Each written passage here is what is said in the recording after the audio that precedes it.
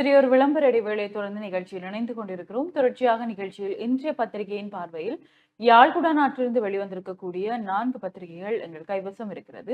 அந்த வரிசையில் முதலில் ஈழநாட்டு பத்திரிகையின் செய்திகளோடு இணைந்திருக்கலாம். ஈழநாட்டு பத்திரிகையின் இன்றைய பிரதான செய்தியாக பிரபாகரன் கூட பழி வாங்கவில்லை, ராஜபக்ஷக்கள் அதை செய்தனர். ஃபீல்ட் மார்ஷல் சரத் பொன்சேகா காட்டம். ஜனாதிபதி அனுரகுமார் திசாநாயக்க ராணுவ வீரர்களை சிப்பாய்கள் என விழித்தமைக்காக ராஜபக்சர்கள் முதலை கண்ணீர் வடிக்கின்றனர். யுத்தம் நிறைவடைந்த பின்னர் அவர்கள் சிறைச்சாலையில் என்னை எவ்வாறு உபசனித்தனர் என்பதை யாரும் மறந்திருக்க வாய்ப்பில்லை. நேருக்கு நேர் போர்க்களத்தில் மோதிய தமிழீழ விடுதலை புலிகள் அமைப்பின் தலைவர் பிரபாகரன் கூட என் குடும்பத்தை பழிவாங்கவில்லை, ஆனால் ராஜபக்சர்கள் அதை செய்தனர் என ஃபீல்ட் மார்ஷல் சரத் பொன்சேகா தெரிவித்துள்ளார் என்பது ஈழநாட்டு பத்திரிகையின் பிரதான செய்தியாக காணப்படுகிறது. அதனைத் தொடர்ந்து ஏனைய முற்பக்க செய்திகளுக்குள் கொழும்பு மாநகர சபை தேசிய மக்கள் சக்தி வசம் மேஜர் ராய்ஹெல்லி பல்தஷார் என்ற அவருடைய புகைப்படம் தாங்கிய செய்தியும், நேற்று முதல் சந்தைக்கு வந்த ஆணையரவு உப்பு. கிளிநொச்சி ஆணையரவு உப்பளம் முழுமையாக அபிவிருத்தி செய்யப்படும் போது 20,000 மெட்ரிக் டன் உப்பை சந்தைக்கு அனுப்ப முடியும் என ஆணையரவு உப்பள முகாமையாளர் விவேகானந்தன் ஹஜந்தன் தெரிவித்துள்ளார் என்று இந்த செய்தி தொடர்ந்து செல்வதோடு, வவுனியா மாநகர சபையை கைப்பற்றியது சங்கு கூட்டு, முதல்வர் ஆகினார் காண்டீபன், தமிழரசு கட்சியும் ஆதரவளிப்பு என்ற ஒரு கட்டமிடப்பட்ட செய்தியும், நாணய நிதியத்தின் தற்போதைய திட்டமே இறுதிக்கட்டமாக வேண்டும், ஜனாதிபதி அனுரகுமார தெரிவிப்பு என்ற ஒரு புகைப்படம் தாங்கிய செய்தியோடு, நாணய நிதியத்தின் இறுதி திட்டம் இது, கீதா கோபிநாத் கருத்து. சர்வதேச நாணய நிதியம் தற்போது முன்னெடுக்கும் திட்டத்தை இலங்கைக்கு தேவைப்படும் சர்வதேச நாணய நிதியத்தின் இறுதி திட்டமாக மாற்றுவோம் என அந்த நிதியத்தின் முதன்மை பிரதி முகாமைத்துவ பணிப்பாளர் கீதா கோபிநாத் வேண்டுகோள் விடுத்துள்ளார் என்ற செய்தியோடு, போதிய அளவு எரிபொருள் யாழ்ப்பாணம் வந்துள்ளது, செயற்கை தட்டுப்பாட்டை ஏற்படுத்தாதீர்கள் என்கிறார் யாழ் பதில் அரசு அதிபர் பிரதீபன் என்ற ஒரு செய்தி. போதிய அளவு எரிபொருள் யாழ்ப்பாணத்துக்கு வந்துள்ளது எனவும் செயற்கையான தட்டுப்பாட்டை ஏற்படுத்த வேண்டாம் என யாழ் மாவட்ட பதில் அரசாங்க அதிபர் மக்களிடம் கேட்டுக் கொண்டுள்ளார். குறிப்பாக யாழ் மாவட்டத்தில் பெட்ரோல் நிரப்பு நிலையங்களில் திடீரென மக்கள் வரிசையில் நின்று வாகனங்களுக்கு பெட்ரோல் நிரப்புவதில் முண்டியடித்தனர் என்று நாங்களும் இதை பார்க்கக்கூடியதாக இருந்தது. இதற்கான செய்தியாக தான் இது காணப்படுகிறது. குறிப்பாக யாழ்ப்பாணத்திற்கு போதிய அளவு எரிபொருள் வந்திருக்கிறது என்ற தகவலை யாழ்ப்பதில் அரசு அதிபர் பிரதீபன் தெரிவித்திருக்கிறார் என்ற செய்தியும் இங்கு காணக்கூடியதாக இருக்கிறது. இவைதான் ஈழநாட்டு பத்திரிகையின் முற்பக்க செய்திகள். தொடர்ச்சியாக உட்பக்க செய்திகளை பார்க்கின்ற பொழுது, தமிழக அகதிகள் நாடு திரும்ப ஏதுவாக வரைவு என்ற ஒரு கட்டமிடப்பட்ட செய்தி, இந்தியாவின் தமிழகத்தில் தங்கியுள்ள இலங்கை அகதிகள் நாடு திரும்புவதற்கு ஏதுவான பொறிமுறையை உருவாக்கும் வகையிலான கொள்கை ஆவண வரவு தயாரிக்கப்பட்டு அது தொடர்பில் வடக்கு மாகாண ஆளுநர் வேதநாயகனுடன் இலங்கை ஏதிலிகள் மறுவாழ்வு நிறுவனம் மற்றும் ஆக்டார் நிறுவனம் உத்தியோகத்தர்கள் கலந்துரையாடினர் என்று இந்த செய்தி தொடர்ந்து செல்கிறது.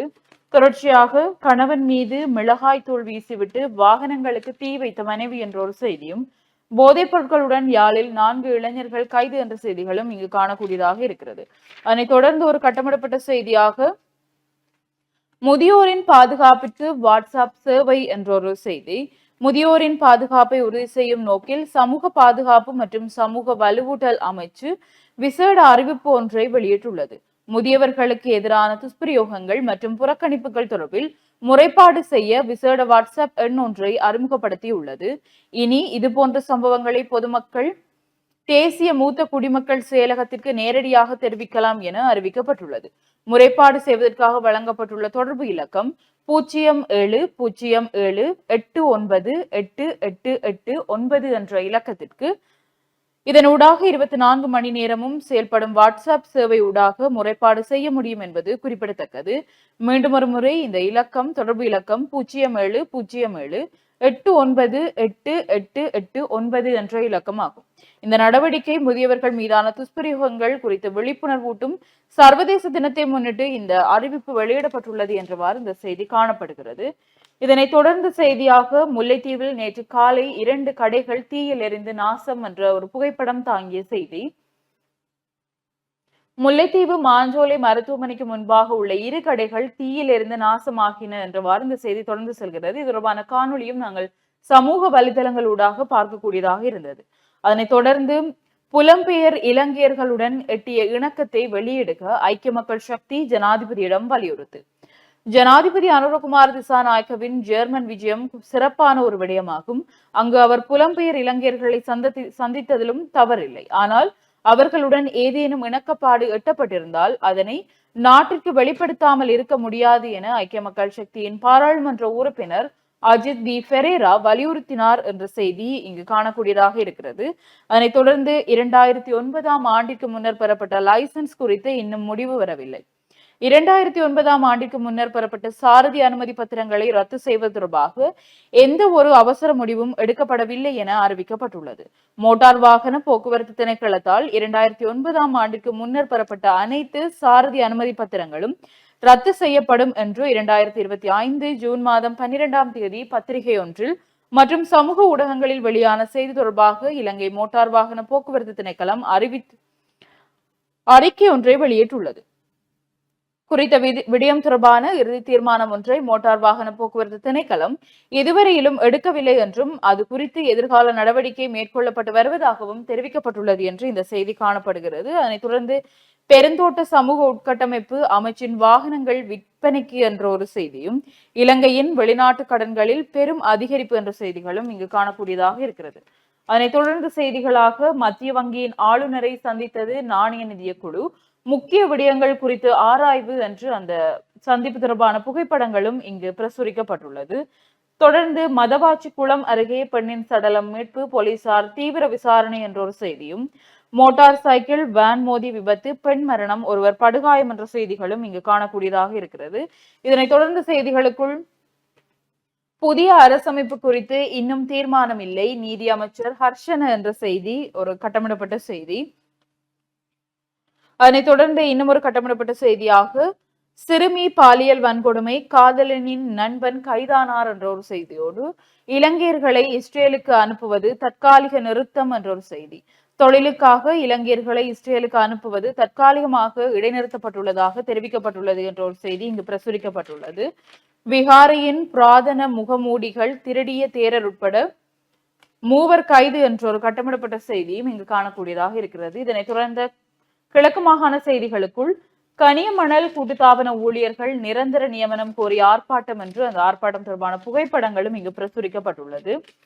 மனித நுகர்வுக்கு பொருத்தமற்ற பொருட்கள் கைப்பற்றி அழிப்பு என்ற ஒரு செய்தி. கிண்ணியா சுகாதார வைத்திய அதிகாரி எம் அஜித் தலைமையிலான கிண்ணியா வாராந்த பொதுச்சந்தையில் விசேட பரிசோதனை மேற்கொள்ளப்பட்டது. இதன்போது மனித நுகர்வுக்கு பொருத்தமற்ற 300 கிலோகிராமிற்கும் மேற்பட்ட பெரிய வெங்காயம் மற்றும் மரக்கறிகள் என மொத்தமாக 460 கிலோகிராம் அளவிலான பொருட்கள் பொது சுகாதார பரிசோதகரால் கைப்பற்றப்பட்டது என்ற செய்தி இங்கு காணக்கூடியதாக இருக்கிறது. ஓட்டமாவடியில் ஒரே நேரத்தில் 2 இடங்களில் தீ விபத்து என்ற செய்தியும், ஜனநாயக தமிழ் தேசிய கூட்டணி உறுப்பினர்கள் சத்தியப்பிரமாண நிகழ்வு என்ற புகைப்படம் தாங்கிய செய்திகளும் கிழக்கு மாகாண செய்திகள் பக்கத்தில் பிரசுரிக்கப்பட்டுள்ளது. இதனைத் தொடர்ந்த உலக செய்திகள் பக்கத்தில் ஈரான் மீது இஸ்ரேல் வான்வழி தாக்குதல், இதுவரை 80 பேர் பலி என்ற ஒரு செய்தி. இஸ்ரேல் மீது ஈரான் தாக்குதல்.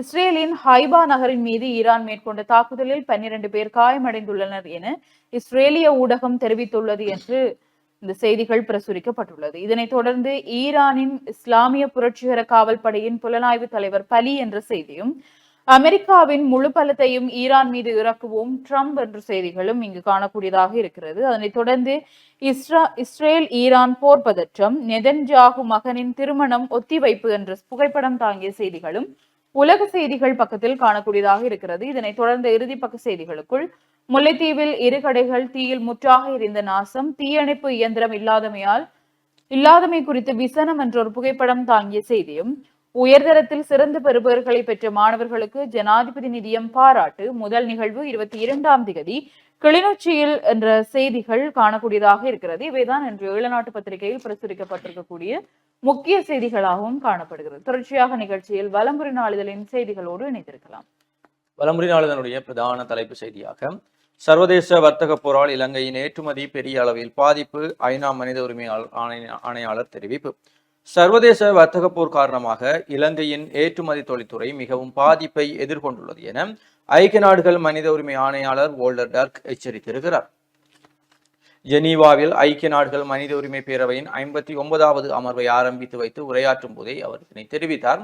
அமெரிக்காவின் சமீபத்திய வரிகள் குறித்து இவ்வாறு எச்சரிக்கை விடுத்துள்ள மனித உரிமை ஆணையாளர், வர்த்தக போரின் அதிர்ச்சிகள் மூன்றாம் உலக நாடுகளை சுனாமியின் வலுவோடு தாக்கும் என தெரிவித்திருக்கிறார். ஐக்கிய நாடுகள், மனித உரிமை பேரவையின் கரிபியன் நாடுகள், அபிவிருத்தி அடைந்து வரும் சிறிய தீவு நாடுகள் ஆகியவை மோசமான பாதிப்பை எதிர்கொள்ளும் என குறிப்பிட்டுள்ள அவர், இலங்கை, பங்களாதேஷ், கம்போடியா, வியட்நாம் போன்ற ஏற்றுமதி தொழில்துறையை அடிப்படையாக கொண்ட நாடுகள் பெரும் பேரழிவு பாதிப்புகளை எதிர்கொள்ளும் எனவும் அவர் தெரிவித்திருக்கிறார் என்றும் அந்த செய்தி காணப்படுகிறது. ஏனைய முற்பக்க செய்திகளுக்குள் எரிபொருளை பெற்றுக்கொள்ள யாழில் மீண்டும் வரிசை என்ற புகைப்படங்கள் பிரசுரிக்கப்பட்டிருக்கிறது. அதே போல போதிய அளவு எரிபொருள் கையிருப்பு, செயற்கை தட்டுப்பாட்டை ஏற்படுத்த வேண்டாம், அரசு அதிபர் மா பிரதீபன் தெரிவிப்பு என்ற செய்தியும், கொழும்பு மாநகர சபை தேசிய மக்கள் சக்தி வசமானது, புதிய மேஜராக விராய் கெலி பத்சசார் தெரிவு. கொழும்பு மாநகர சபையை தேசிய மக்கள் சக்தி கைப்பற்றியதோடு அதன் புதிய மேயராக தேசிய மக்கள் சக்தி சார்பில் விராய் கெலி பத்சசார் தெரிவு செய்யப்பட்டிருக்கிறார் என்ற செய்தியும், அதே போல ஈரான் உளவுத்துறை தலைவர் கொலை, மத்திய கிழக்கில் தொடரும் பதற்றம். ஈரானின் உளவுத்துறை தலைவர் மற்றும் 2 தளபதிகள் கொல்லப்பட்டதாக இஸ்ரேல் பிரதமர் பெஞ்சமின் நெதன்யாகு தெரிவித்திருக்கிறார். இந்த தாக்குதல் குறித்து ஆங்கில செய்தி சேவை ஒன்றுக்கு இஸ்ரேல் பிரதமர் நெதன்யாகு அளித்த பேட்டியில், தெஹ்ரானில் உள்ள ஈரானின் உளவுத்துறை தலைவர் மற்றும் 2 தளபதிகள் கொல்லப்பட்டதாக அறிவித்தார். இதனிடையே ஈரானின் இஸ்லாமிய புரட்சி காவல் படையின் உளவுத்துறை தலைவர் முகமது ஹசமி மற்றும் துணைத் தலைவர்கள் ஹசான் முகமது மற்றும் மௌசன் பஹேரி ஆகியோர் கொல்லப்பட்டதாக ஈரான் ஊடகம் தெரிவித்திருக்கிறது என்று அந்த செய்தியும் தொடர்ந்து செல்கிறது. அதேபோல தீவகத்தின் அனைத்து சபைகளிலும் இலங்கை தமிழரசு கட்சி தனித்தே ஆட்சி அமைக்கும், கூட்டத்தில் உறுப்பினர்கள் கூட்டாக தெரிவிப்பு என்ற ஒரு செய்தியும் கட்டமிடப்பட்ட செய்திகளாக 19 வயது இளைஞன் குருநகரில் கஞ்சாவுடன் கைது, ஆட்டோ மோதியதில் குடும்பஸ்தர் உயிரிழப்பு, நெடுந்தீவில் சம்பவம், அதே போல கிளிநொச்சி வட்டக்கட்சி வாய்க்காலில் இருந்து ஆணொருவரின் சடலம் மீட்பு என்ற செய்திகள் வலம்புரிகளுடைய முற்பக்க செய்திகளாக இருக்கிறது. தொடர்ச்சியாக உட்பக்க செய்திகளுக்குள் தகவல் அறியும் உரிமை ஆணைக்குழுவை செயலிழக்க செய்ய அரசு முயற்சி, தயாசிரி ஏசேகர குற்றச்சாட்டு என்ற ஒரு செய்தி, வேலை வாய்ப்புக்காக இஸ்ரேலுக்கு இலங்கையர்களை அனுப்புவது இடைநிறுத்தம் என்ற ஒரு செய்தியும் காணப்படுகிறது. மண்டைதீவு திடுதிடுக்கை வைரவருக்கு நாளை சங்காபிஷேகம் என்ற ஒரு செய்தி. அதே போல நிதி மோசடியுடன் தொடர்புடைய 88 நபர்களின் சொத்துக்கள் முடக்கம். திட்டமிட்ட குற்றம் மற்றும் நிதி மோசடியுடன் தொடர்புடைய 88 சந்தேக நபர்களின் சொத்துக்களை இலங்கை போலீசார் முடக்கியுள்ளனர். இவர்களில் 26 பேர் திட்டமிட்ட குற்றச்செயல்கள் மற்றும் போதைப் பொருள் கடத்தல் தொடர்பாக சந்தேகிக்கப்படுபவர்கள். ஏனையவர்கள் பண மோசடி தடுப்பு சட்டத்தின் கீழ் குற்றச்சாட்டுகளை எதிர்கொள்பவர்கள் என்று அந்த செய்தி தொடர்ந்து செல்கிறது. வவுனியா தெற்கு சிங்கள பிரதேச சபை தேசிய மக்கள் சக்தி வசம், ஈரான் தாக்குதலில் சிக்கி இலங்கையர்கள் காயம் என்ற செய்தியும் காணப்படுகிறது. ஜனாதிபதி அனுரவை சந்தித்தார் சர்வதேச நாணய நிதியத்தின் அதிகாரி என்ற புகைப்படம் தாங்கிய செய்தி ஒன்றும் பிரசுரிக்கப்பட்டிருக்கிறது. வலம்புரியினுடைய விளையாட்டு செய்திகளுக்குள் இலங்கை பங்களாதேஷ் டெஸ்ட் தொடர் அறிவிப்பு, இலங்கை குலாம் அறிவிப்பு என்ற செய்திகளும், டெஸ்ட் தரவரிசையில் முன்னேறியது தென்னாப்பிரிக்கா அணி, நடைமுறைக்கு வரும் புதிய விதிமுறைகள், சர்வதேச கிரிக்கெட் பேரவை அறிவிப்பு என்ற ஒரு செய்தி, அதே போல அல்டிமேட் டேபிள் டென்னிஸ் மும்பை அணி சாம்பியனானது என்ற செய்திகள் விளையாட்டு செய்திகளுக்குள் காணப்படுகிறது. ஏனைய உள்நாட்டு செய்திகளுக்குள் உயர்தரத்தில் சிறந்த பெறுபேறுகளை பெற்ற மாணவர்களுக்கு ஜனாதிபதி நிதியம் பாராட்டும், மதுபோதையில் சாரத்தியம் பறிபோன 2 உயிர்கள், நீதி அமைச்சு நிர்வாகங்களில் 6000 வெற்றிடங்கள் ஹச தெரிவிப்பு என்ற செய்திகளும் காணப்படுகிறது. வலம்புரியினுடைய வெளிநாட்டு செய்திகளுக்குள் போர் நிறுத்தத்திற்கு வாய்ப்பில்லை, உச்சகட்ட கோபத்தில் ஈரான், கொதிநிலையில் பாலைவன பூமி. போர் நிறுத்தம் குறித்து பேச்சுவார்த்தை நடத்த தயாராக இல்லை என்றும் ஈரான் தெரிவித்துள்ளதாக சர்வதேச ஊடகங்கள் செய்தி வெளியிட்டிருக்கிறது என்ற செய்தியும், பெருவில் நிலநடுக்கம், 1 உயிரிழப்பு, 5 காயம் என்ற செய்தி, அதே போல பாலமிடிந்து விழுந்து விபத்து, 4 பேர் உயிரிழப்பு, 20 பேர் மாயம் என்ற ஒரு செய்தியும், சுற்றுலா பயணிகள் வருகையை குறைக்க நோர்வேயில் புதிய வரி. ஐரோப்பிய நாடான நோர்வே உலகின் மிக அழகான இயற்கை காட்சிகள் நிறைந்த நாடுகளில் ஒன்றாகும். இதனால் ஆண்டுதோறும் 50 லட்சத்துக்கும் மேற்பட்ட சுற்றுலா பயணிகள் நோர்வேக்கு படையெடுக்கின்றனர். இவர்களால் நாட்டின் இயற்கை சூழல் மற்றும் உள்ளூர் சமூகங்களுக்கு பாதிப்பு ஏற்படுவதாக புகார் எழுந்துள்ளது. எனவே சுற்றுலா பயணிகளின் வருகையை குறைக்க நோர்வே புதிய வரிகளை அறிமுகப்படுத்த போகிறது என்று வெளிநாட்டு செய்திகள் காணப்படுகிறது. தொடர்ச்சியாக உள்நாட்டு செய்திகளுக்குள் ஊழல்களை ஒழிப்பதே அரசாங்கத்தின் நோக்கம், கொரிய தூதுவரிடம் ஹர்சன தெரிவிப்பு என்ற செய்தியும், வெளிநாட்டு உதவிகளை நம்பியிருக்காமல் நமது சொந்த காலில் நிற்போம், ஆளுநர் சுட்டிக்காட்டு. வெளிநாட்டு உதவிகளில் நாம் தொடர்ந்தும் தங்கி இருக்க முடியாது. வெளிநாட்டில் உள்ள அடுத்த தலைமுறைகள் சந்ததிகள் மாறும் போது இந்த உதவிகள் எதிர்காலத்தில் நின்று போகக்கூடும். எனவே நாம் நமது சொந்த காலில் நிற்க வேண்டும் என வடக்கு மாகாண ஆளுநர் நா வேதநாயகன் தெரிவித்திருக்கிறார் என்ற செய்தியும் காணப்படுகிறது. சுகாதார சீர்கேட்டுடன் இயங்கிய கொள்கலத்திற்கு சீல், மன்னாரில் சம்பவம் என்ற செய்தியும், வலம்புரியினுடைய இன்றைய ஆசிரியர் தலையங்கமாக வடக்கின் தக்க முதலீடு, சூரிய மின்கலம், அபிவிருத்தி அடைந்த நாடுகளை ஆராய்ந்தால் அவை தங்கள் தேசத்துக்கு ஏற்றதும் உச்சமான விளைவை தரக்கூடியதுமான தொழில்துறைகளை இனங்கண்டு அவற்றில் அதீத முதலீடுகளை செய்து உச்ச பயனை பெறுவதை காண முடிகிறது. அமெரிக்கா என்றதும் கோதுமை எங்களின் நினைவுக்கு வரும். அதே போன்று நியூசிலாந்து, ஆஸ்திரேலியா போன்ற நாடுகளில் பசும்பால் உற்பத்தியால் பெரும் பொருளாதார எழுச்சியை பெற்றிருக்கின்றன. இங்கு நாடு என்பது மட்டுமல்ல, அந்த நாட்டின் பிராந்தியங்கள், மாநிலங்கள், பிரதேசங்கள் வெவ்வேறு வளங்களை கொண்டிருக்க வேண்டும். எனவே அந்த பிரதேசங்களின் வளங்களை இனங்கண்டு அதற்கேற்றால் போல் முதலீடுகளை செய்யும் போதுதான் உச்சமான பயனை நாங்கள் பெற்றுக்கொள்ள முடியும். இந்த வகையில் எங்கள் வடக்கு மாகாணத்தை எடுத்துக்கொண்டால் கடற்தொழில் நமக்குரிய மிகுந்த சிறந்த வளமாக இருக்கிறது. இருந்தும் எங்கள் கடல் வளத்தை தக்க முறையில் பிரயோசனப்படுத்துவதற்கு எங்களிடம் உரிய தொழில்நுட்பங்களும் இல்லை, முதலீடுகளும் இல்லை.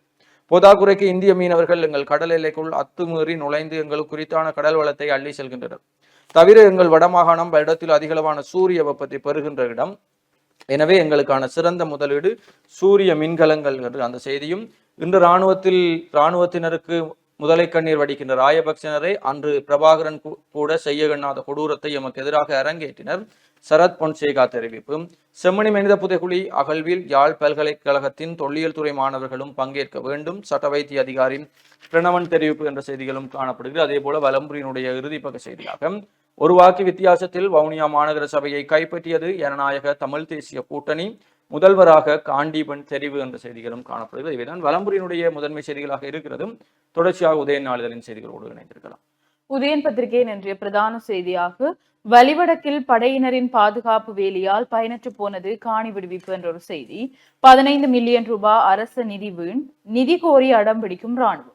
வலிவடக்கில் பலாலி வடக்கில் கடந்த ஆண்டு விவசாய நடவடிக்கைக்காக காணிகள் விடுவிக்கப்பட்டு 15 மாதங்கள் கடந்துள்ள நிலையில் தற்போதும் ராணுவத்தின் முழுமையான கட்டுப்பாட்டில் இறுக்கமான கண்காணிப்பிலே உள்ளதாக பொதுமக்கள் குற்றம் சாட்டியுள்ளனர் என்பது உதயன் பத்திரிகையின் பிரதான செய்தியாக காணப்படுகிறது. ஏனைய முற்பக்க செய்திகள் பெரும்பாலும் உள்ளூராட்சி மன்றங்களின் ஆட்சி தொடர்பான செய்திகளாகவே காணப்படுகிறது. அதில் பருத்தித்துறை நகரசபையில் பேரவையின் ஆட்சி மலரும் என்ற செய்தி, பருத்தித்துறை பிரதேச சபையில் தமிழரசின் ஆட்சிக்கு வாய்ப்பு என்ற ஒரு கேள்வியோடு இந்த செய்தி காணப்படுகிறது. கரவட்டி பிரதேச சபை தமிழரசு கட்சி ஆதிக்கம் என்ற செய்தியும், வவுனியா மாநகர சபை ஆட்சி அமைத்தது சங்கு, வவுனியா தெற்கு சிங்கள பிரதேச சபை தேசிய மக்கள் சக்தி வசம் என்ற செய்திகளும் இங்கு காணக்கூடியதாக இருக்கிறது. அதனைத் தொடர்ந்து கொழும்பு மாநகர சபை கைப்பற்றியது அரசு என்ற செய்திகளும் உள்ளூராட்சி மன்ற தேர்தல் தொடர்பான செய்திகளாக காணப்படுகிறது. அதனைத் தொடர்ந்து ஏனைய கட்டமிடப்பட்ட செய்திகளுக்குள் ஹெரோயினுடன் 2 கைது என்ற செய்தியும், நெடுந்தீவில் ஓட்டோ மோதியதில் ஒருவர் பரிதாபச்சாவு என்ற செய்தியோடு யாழில் பெட்ரோலுக்கு செயற்கை தட்டுப்பாடு, இரவிரவாக நீண்டது வரிசை என்ற ஒரு புகைப்படம் தாங்கிய செய்தியும் இங்கு காணக்கூடியதாக இருக்கிறது. அதனைத் தொடர்ந்து முச்சந்தி முரளி அவர்களுடைய கருத்தாக, எங்கு சண்டை நடந்தாலும் பெட்ரோல் செற்றுக்கு முன்னால் வரிசை கட்டுறது என்கிற பரம்பரை குணம் கண்டியலோ என்ற மாதிரி அவருடைய கருத்து காணப்படுகிறது. இவைதான் உதயன் பத்திரிகையின் முற்பக்க செய்திகளாக இருக்கிறது. அதனைத் தொடர்ந்து உட்பக்க செய்திகளுக்குள் வாடகைக்கு எடுத்த வாகனத்தை விற்பனை செய்த கில்லாடிகள் கைது என்ற ஒரு கட்டமிடப்பட்ட செய்தியும், இஸ்ரேல் ஈரான் மோதலில் 2 இலங்கையர்கள் காயம், இஸ்ரேல் வேலைவாய்ப்பு தற்காலிகமாக நிறுத்தம் என்ற செய்தியும், இஸ்ரேலுக்கு எதிராக ஆர்ப்பாட்டம் என்ற செய்திகளும் இங்கு காணக்கூடியதாக இருக்கிறது. அதனைத் தொடர்ந்த செய்திகளுக்குள் சிறைச்சாலை அதிகாரிகளின் சொத்து விவரங்கள் சோதனை என்ற கட்டமிடப்பட்ட செய்தியோடு ஜனாதிபதி நிதிய சேவைகள் இணையத்தில் பதிவேற்றம் என்ற செய்திகளும் காணக்கூடியதாக இருக்கிறது. அதனைத் தொடர்ந்த கட்டமிடப்பட்ட செய்தியாக முன்னாள் ஜனாதிபதிகளின் சலுகைகளை நிறுத்துவதில் அரசாங்கத்திற்கு சிக்கல் என்ற செய்தியும் இங்கு பிரசுரிக்கப்பட்டுள்ளது. தொடர்ந்து 2 மாதங்களின் பின்னரே வாகன இலக்கு தகடுகள், மோட்டார் போக்குவரத்து திணைக்களம் தகவல் என்ற செய்தி, சாவகச்சேரி நகரசபை வேலை திட்டங்கள் பொதுமக்களை உள்ளடக்கிய கண்காணிப்பு குழு அவசியம் என்ற செய்தியும் இங்கு காணக்கூடியதாக இருக்கிறது. அதனைத் தொடர்ந்த செய்திகளுக்குள் தீ விபத்து விலங்கு கடியால் 6 பேர் சாவு. வடக்கு மாகாணத்தில் இந்த ஆண்டு தீ விபத்து மற்றும் விலங்கு கடியால் 6 பேர் உயிரிழந்துள்ளனர் என்று வடமாகாண சிரேஷ்ட பிரதி போலீஸ் மா அதிபர் CD திலக் தனபால தெரிவித்துள்ளார் என்று இந்த செய்தி தொடர்ந்து செல்வதுடன், கடை தொகுதியில் தீ, சம்பவ இடத்திற்கு சென்று ரவிகரன் MP ஆராய்வு என்ற செய்திகளும் கட்டமிடப்பட்ட ஒரு செய்தியாக, தவறான முடிவெடுத்து 5 மாதங்களில் 127 பேர் உயிரிழப்பு என்ற தகவல்களுடன் கூடிய செய்தி ஒன்று இங்கு காணக்கூடியதாக இருக்கிறது. அதனைத் தொடர்ந்த செய்திகளுக்குள் இறுதிப்பக்க செய்திகளாக, காணாமல் ஆக்கப்பட்டோரின் உறவுகளிடம் CID-யினர் நேற்று தீவிர விசாரணை என்ற செய்தி, கட்டாக்காலிகளால் விவசாயம் பாதிப்பு, சண்டிலிப்பாய் ஒருங்கிணைப்பு குழு கூட்டத்தில் சுட்டிக்காட்டு என்ற ஒரு செய்தியுடன், பிளாஸ்டிக் தூள்களை அகற்ற பொதுமக்களின் உதவி கோரல் என்ற ஒரு புகைப்படம் தாங்கிய செய்தியும் இங்கு காணக்கூடியதாக இருக்கிறது. அதனைத் தொடர்ந்து கோப்பாய் கொலை சம்பவம், சந்தேக நபர்களுக்கு மறியல் என்ற ஒரு செய்தி. கோப்பாய் போலீஸ் பிரிவிற்குட்பட்ட பகுதியில் குடும்பத் தலைவர் ஒருவரை வாளால் வெட்டி படுகொலை செய்த குற்றச்சாட்டில் கைது செய்யப்பட்ட 2 சந்தேக நபர்களையும் எதிர்வரும் 20ஆம் தேதி வரை விளக்கமறியலில் வைக்க யாழ்ப்பாணம் நீதவான் நீதிமன்ற பதில் நீதவான் உத்தரவிட்டுள்ளார் என்றவாறு உதயன் பத்திரிகையின் செய்திகள் காணப்படுகிறது. தொடர்ச்சியாக நிகழ்ச்சியில் தினக்குரல் நாளிதழின் செய்திகளோடு இணைந்திருக்கலாம். தினக்குரல் நாளிதனுடைய பிரதான தலைப்பு செய்தியாக ராயபக்சக்களை விட தமிழீழ விடுதலை புலிகளின் தலைவர் பிரபாகரன் அல்லவர். போர்க்களத்தில் நேருக்கு நேர் மோதியும் என் குடும்பத்தை பழிவாங்கவில்லை, ராயபக்சகளுக்கு உரைக்கும் வகையில் அடித்துரைத்த சரத் பொன்சேகா. ஜனாதிபதி அனுரகுமார திசாநாயக்க இராணுவத்தினரை சிப்பாய்கள் என வெளித்தமைக்காக ராயபக்சக்கள் முதலை கண்ணீர் வடிக்கின்றனர். யுத்தம் நிறைவடைந்த பின்னர் அவர்கள் சிறைச்சாலையில் என்னை எவ்வாறு உபசரித்தனர் என்பதை யாரும் மறந்திருக்க வாய்ப்பில்லை. நேருக்கு நேர் போர்க்களத்தில் மோதிய தமிழீழ விடுதலை புலிகள் அமைப்பின் தலைவர் பிரபாகரன் கூட என் குடும்பத்தை பழிவாங்கவில்லை, ஆனால் ராயபக்சக்கள் அதனை செய்தனர் என ஃபீல்ட் மார்ஷல் சரத் பொன்சேகா தெரிவித்திருக்கிறார். களத்துறையில் இடம்பெற்ற நிகழ்வு ஒன்றில் கலந்து கொண்டு உரையாற்றும் போதே இதனை தெரிவித்த அவர் மேலும் குறிப்பிடுகையில், கடன் பெற்று அதனை மீள செலுத்தாமல் மோசடி செய்தமை தொடர்பில் பேசும் போதும் ராயபக்சக்கள் நினைவு கூறாவிட்டால் அது நாம் நமது பொறுப்பினை தட்டி கழிப்பதற்கு சமனாகும். மக்களுக்கு எவ்வித பயனுமற்ற வேலை திட்டங்களுக்காக பாரிய தொகையில் கடன் பெற்று அதனை மோசடி செய்துள்ளனர். இவ்வாறான மோசடிகளின் பலனாக 2022 எரிபொருள் எரிவாயு கப்பல்களுக்கு பணம் செலுத்த முடியாமல் அவை திரும்பிச் சென்றன. அது மாத்திரமன்றி அத்தியாவசிய பொருட்களுக்காக மக்கள் வரிசைகளில் பல நாட்கள் காத்திருக்க வேண்டிய துரதிருஷ்டவசமான நிலையும் ஏற்பட்டது. ஊழல் மோசடி நிறைந்த அரசாங்கம், அரசியல்வாதிகள் மற்றும் அரச நிதி அதிகாரிகளால் இந்த நிலைமை ஏற்பட்டது என மக்கள் நம்பினர். அதுதான் உண்மை நிலையும் என்பது எனது நம்பிக்கையுமாகும். இளம் தலைமுறையினர் இந்த யதார்த்த உண்மையை உணர்ந்து கொண்டுள்ளனர். எனவே முந்தைய காலகட்டத்தில் இருந்த அரசியல்வாதிகள் தற்போது காலாவதியாகிவிட்டனர். எனவே இந்த அரசாங்கத்தை விமர்சிக்க வேண்டிய அவசியமில்லை என்பது எனது தனிப்பட்ட நிலைப்பாடாகும். இந்த அரசாங்கத்தின் மீது விமர்சனங்களை முன்வைத்தால் முந்தைய ஊழல் மோசடி அரசியல்வாதிகள் அதனால் பலன் பெறுவார்கள். ஏதேனும் ஒரு சந்தர்ப்பத்தில் இந்த அரசாங்கத்தின் மீது மக்கள் அதிருப்தி அடைந்து ஆட்சி மாற்றத்தை ஏற்படுத்த வேண்டும் என்று எண்ணினாலும் முந்தைய ஆட்சியாளர்களுக்கு மீண்டும் ஒரு வாய்ப்பளித்தவர்கள் என்று நான் நம்பவில்லை. கடந்த தேர்தல்களில் ஐக்கிய தேசிய கட்சி, ஸ்ரீலங்கா பொதுஜன பெரமுனவில் உள்ள 70 பாராளுமன்ற உறுப்பினர்கள் ஒன்றிணைந்த போதிலும் 5 லட்சம் வாக்குகளை மாத்திரமே பெற்றுக்கொள்ள முடிந்தது. சஜித் பிரேமதாசவின் வாக்குகளும் 50% குறைவடைந்தது. இருப்பினும் உள்ளூராட்சி மன்ற தேர்தலில் ஓரளவு வாக்குகளை பெற்றுள்ளதால் அதனை அடிப்படையாக கொண்டு பாரிய பிரச்சாரங்களை முன்னெடுத்து வருகின்றனர். தற்போது இவர்களுக்கு இராணுவத்தினர் மீது புதுவிதமான மரியாதை ஏற்பட்டிருக்கிறது. ஜனாதிபதி அனுரகுமார திசாநாயக்க இராணுவத்தினரை சிப்பாய்கள் என விழித்ததாக அதனை பெரும் குறையாக கூறிக்கொண்டிருக்கிறார்கள். ஆனால் நாம் அது குறித்து கவலை கொள்ளவில்லை. ராஜபக்சகளை தான் இராணுவத்தினரை கொண்டு லாபம் தேட முயற்சிக்கின்றனர். இராணுவத்திற்கு சிப்பாய்களே ஆட்சேர்க்கப்படுகின்றனர், இராணுவ வீரர்கள் அல்ல. எனவே அது வெட்கப்படக்கூடிய சொற்பிரயோகம் அல்ல. இன்று இராணுவ வீரர்களை சிப்பாய்கள் என அழைத்ததுக்கு முதலை கண்ணீர் வடிக்கும் ராயபக்சக்கள் அன்று யுத்தம் நிறைவடைந்த பின்னர் இராணுவ தளபதியான என்னை சிறையில் அடைத்து நன்கு உபசரித்தனர். என்னுடன் பணியாற்றிய இராணுவத்தில் முக்கிய பதவிகளை வகித்த 35 இராணுவ அதிகாரிகளுக்கு ஓய்வூதியமின்றி சேவையிலிருந்து நீக்கப்பட்டனர். சரத் பொன்சேகாவை சிறையில் அடைத்ததும் தன்னால் அனுமதிக்க முடியாது என தற்போது நாமல் கூறுகிறார் என்று அந்த செய்தி தொடர்ந்து செல்கிறது. அதே போல என்பிபியின் எம்பி சொன்னது போய், பலாலி அம்மன் ஆலயத்திற்கு சுதந்திரமாக செல்ல முடியாது. இராணுவத்தினரின் கட்டுப்பாட்டிலிருந்து பலாலி கிழக்கு ஸ்ரீ ராஜராஜேஸ்வரி அம்மன் ஆலயத்தில் பொதுமக்கள் சுதந்திரமாக வழிபாடு செய்ய உத்தியோகபூர்வ அனுமதி வழங்கப்பட்டுள்ளது பொய்யான செய்தி என்று பொதுமக்கள் தெரிவிக்கின்ற செய்தியும் தொடர்ந்து செல்கிறது. அதே போல வவுனியா மாநகர சபையின் முதல்வரானார் காண்டீவன் என்ற செய்திகளும் தினக்குரலுடைய இறுதிப்பக்க செய்திகளாக அயர்லாந்தை வீழ்த்தி மேற்கிந்தியா வெற்றி என்ற ஒரு செய்தி, அதே போல மேஜர் கழக T20 தொடர் சாம்பியன் ஆகி அசத்தியது கொழும்பு கிரிக்கெட் கழகம் என்ற செய்தியும், தாய்லாந்து பகிரங்க மெய்வல்லுநரில் சப்ரீன் வசான் என்ற செய்திகளும் காணப்படுகிறது. இவைதான் தினக்குரலுடைய முக்கியமான செய்திகளாகவும் புலந்திருக்கக்கூடிய நாளிதழ்களுடைய முக்கிய செய்திகளாகவும் இருக்கிறது. தொடர்ந்து இணைந்திருங்கள் நேயர்களே. சிறிய ஒரு விளம்பர இடைவெளிக்கு பிறகு மீண்டும் சந்திப்போம்.